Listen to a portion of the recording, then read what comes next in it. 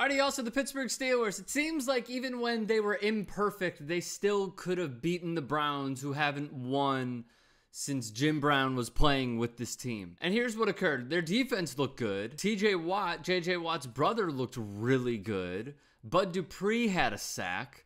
The main focal point was James Conner, who looked flat out incredible. He reminded me of when you hear the old school football music, like dun dun dun dun dun dun dun dun dun dun dun dun dun dun. The way his body is built, it reminded me of watching old highlights of Red Grange. He went over 100 yards, all-purpose yards. He was well over 100, almost at 200 with 192, 2 touchdowns. So after the game, and one of the bigger moments was when he fumbled towards the tail end of this game and set up a Cleveland Browns score. The Browns also looked okay. It was sloppy conditions, but Jarvis Landry was blessing them all day. Josh Gordon had the touchdown catch that reminds us that, oh yeah, he was really good when Brian Hoyer was his quarterback and others were his quarterback, and when he led the league in receiving yards with no quarterback. And all I could think of was just shove it, Colin Cowherd. Because he gets on the Browns so much for the most minuscule stuff. Josh Gordon, remember in Hard Knocks, Hugh Jackson goes, oh, well, the Eagles landed. The Eagles landed. And Colin Cowherd's like, stop wasting your time. This is why you guys lose. You're excited about nothing. That's why you're the Browns. Like, screw you, Colin Cowherd. What do you know? So Chris Boswell had a chance to win this game. And suddenly the narrative went from James Conner, winner. They don't need Le'Veon Bell. And just by him missing that field goal, it's now, maybe they do need him back. It's just funny how winning and losing works. I'm not saying everybody's doing it, but a lot of people are on Twitter. I guess that's why I should stay off Twitter. Another part of this was Ben Roethlisberger having 5 turnovers. One of them, it looked like Antonio Brown was going 40 yards to the left on the left sideline, and he threw it to the middle of the field. I mean, he looked awful, awful.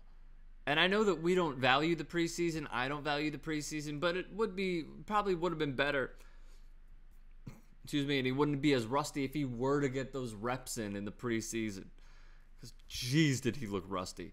And now, I mean, kudos to the Pittsburgh media who has to deal with this. You are now going to have excuses-led Ben Roethlisberger the entire season of, I don't know if my heart's in it.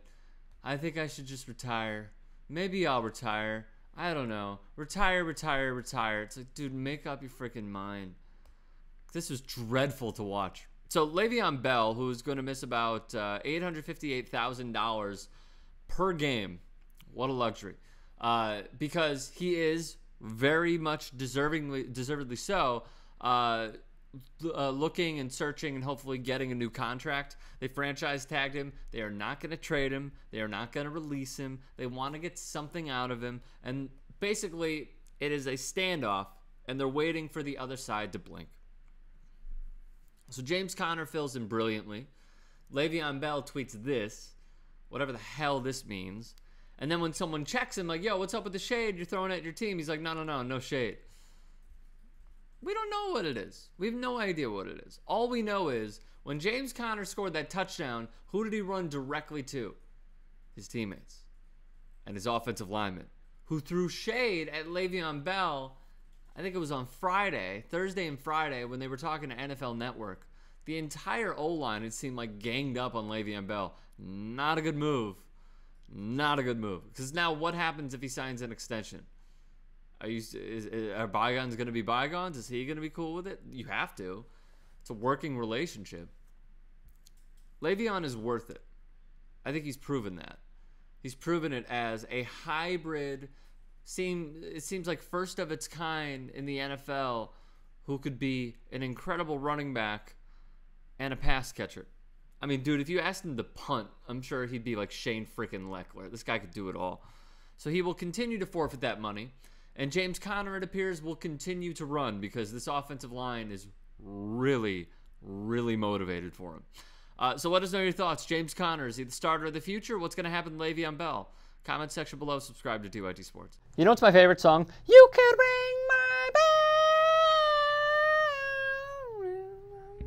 So do it, why don't you? Ring the damn bell and download the TYT app, available on Android and iOS.